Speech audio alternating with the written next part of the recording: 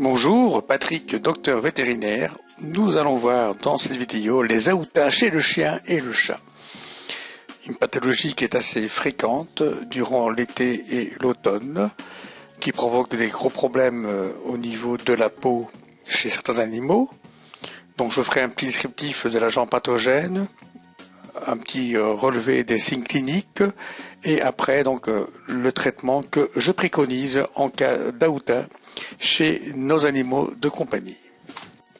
Donc voyons tout de suite la morphologie d'un aouta. Alors je vais vous mettre donc la photo d'un aouta adulte. Voilà, donc vous voyez que c'est un animal qui possède 4 paires de pattes comme les araignées. C'est pour ça qu'il appartient, donc c'est un arachnide qui appartient au groupe des acariens. Donc c'est un acarien, vous voyez que sa couleur est rouge-orange avec un aspect assez velouté sur le corps, donc 4 paires de pattes au stade adulte. Retenez bien ça car c'est pas pareil pour le stade larvaire. Donc l'aouta est aussi appelé c'est le Trombicula autumnalis. Il existe différentes variétés d'aouta, mais c'est celui qu'on rencontre principalement dans nos régions, c'est le Trombicula autumnalis. Et le terme médical de la pathologie qui est donné par ce parasite, par cette forme d'acarien, donc c'est la trombiculose. Donc ça c'est le terme que vous entendrez peut-être parfois, c'est la trombiculose. Alors donc ce acarien mesure à peu près entre adultes entre 0,6 à 1 mm de longueur. On peut aller jusqu'à 2 mm. Et il faut savoir que donc la forme adulte et la forme nymphe sont des véritables carnassiers. Et ils vivent dans le milieu donc extérieur et sont des véritables prédateurs d'autres acariens sur le sol. Donc, alors où trouve-t-on les aoutas? Principalement dans les champs, les herbes hautes, à l'orée des bois, ou alors ce qu'ils affectionnent particulièrement, ce sont les zones ombragées d'herbes avec un taux d'humidité assez important, par exemple le long des rivières ou des ruisseaux. Alors on peut très bien entendre des dominations différentes selon les régions. On peut appeler les aoutas par exemple vendangeurs, vendangeons, trombédillons, des rougets, des araignées rouges. Ça dépend des régions en France. En tout cas, l'aouta est cosmopolite, on le trouve dans toute l'Europe, l'Asie et également en Amérique. Donc, comme je l'indiquais, donc ils affectionnent particulièrement donc les herbes et les lieux humides. Et alors, quand trouve-t-on dans l'année? On les trouve donc de mars à octobre, mais principalement surtout dans les mois d'été et d'automne. Mais on peut les retrouver à partir du mois de mars si les conditions météorologiques sont propices. Donc, voyons un peu le cycle de vie de l'aouta. Donc, en partant de l'adulte qui peut mesurer jusqu'à 2 mm, en bout de 10 jours, il va pondre des œufs, donc des œufs de plusieurs dizaines, centaines, qui sont assez résistants dans le milieu extérieur. Les œufs peuvent survivre plusieurs semaines dans des conditions estivales. Donc, ces œufs, après, évoluent au stade larve. Donc, c'est là que c'est le stade qui nous intéresse le plus, car c'est ce stade-là qui parasite nos animaux à sang chaud.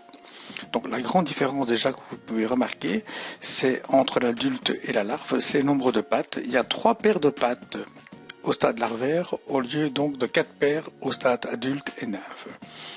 Donc la larve est un stade de parasite obligatoire. Donc il va s'engorger la larve, donc se nourrir de tissus et de sang en lymphe, et une fois qu'il est rassasié, il va donc se détacher de l'animal et replonger dans le milieu extérieur pour poursuivre le cycle et évoluer donc en nymphe. Au stade nymphe, il y a différents sous-étapes pour arriver donc de nouveau au stade adulte. Ce qu'il faut savoir, donc, c'est que les œufs sont capables de rentrer, lorsque les conditions météorologiques l'automne deviennent rigoureux, dans une phase qu'on appelle diapause, c'est-à-dire une phase de repos, et elles se réactivent lorsque les conditions météorologiques sont meilleures Et cela aussi dépend donc d'une année à l'autre. Donc, comme je l'ai indiqué, de mars donc ça peut commencer déjà à partir du mois de mars. Et redémarrer donc le cycle et évoluer vers en larves donc par après. Et c'est pour ça que donc on peut trouver déjà des larves d'Aouta déjà en mars-avril lorsque les conditions météorologiques sont propices. Donc le cycle complet d'une larve prend de 2 à 12 mois en fonction donc des conditions météorologiques. Et il faut savoir donc que les adultes et nymphes se nourrissent donc de débris végétaux, de petits insectes, de petits acariens, d'exsudats fongiques, donc des champignons, sont de véritables carnassiers.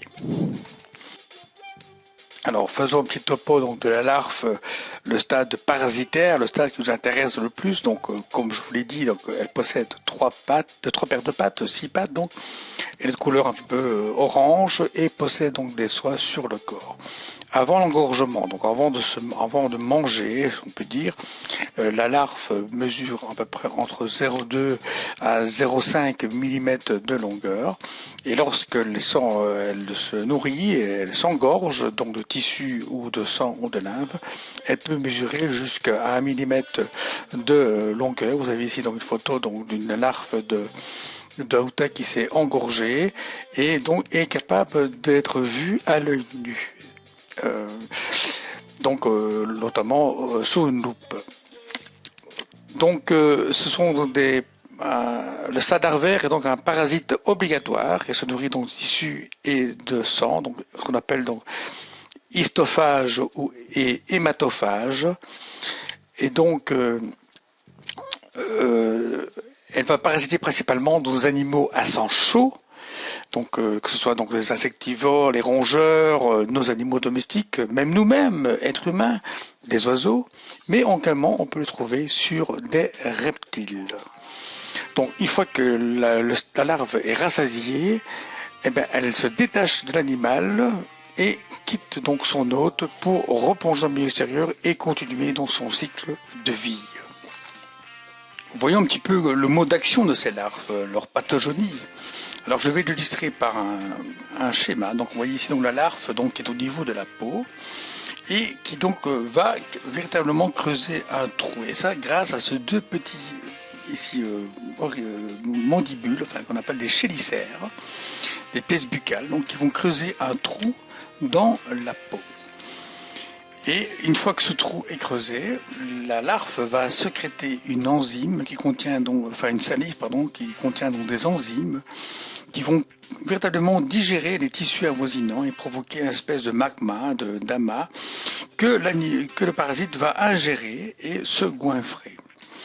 Alors, bien sûr, au plus donc ces salives est sécrétée, au plus le trou va être de plus en plus profond pour provoquer un véritable tunnel qu'on appelle un stylostome. Et alors ce tunnel, bien sûr, au plus le parasite est présent et reste sur l'animal et se goinfrera, au plus ce tunnel sera profond.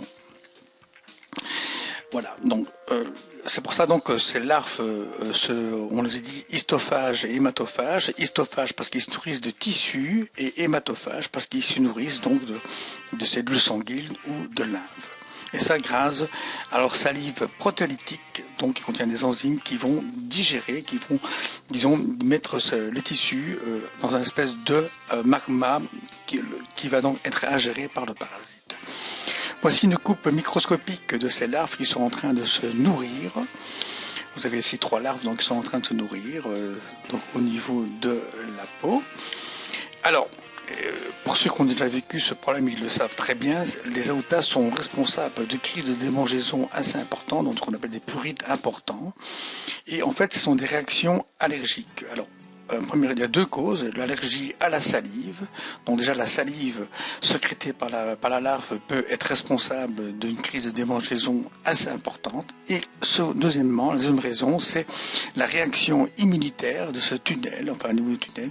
Donc au plus ce tunnel sera profond, au plus ça va générer une réaction immunitaire qui va amplifier le problème donc d'allergie et provoquer des démangeaisons de plus en plus importantes. Tous les sujets ne sont pas sensibles, mais lorsque vous êtes sensible à cette salive, croyez-moi, les démangeaisons sont redoutables. Donc voilà l'intérêt de traiter au plus vite ce parasite.